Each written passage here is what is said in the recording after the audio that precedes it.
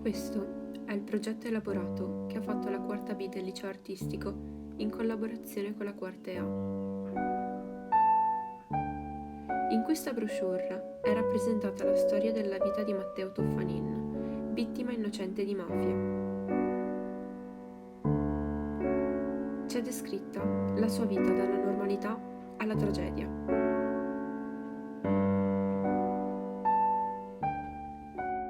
Il titolo è La fragilità della vita.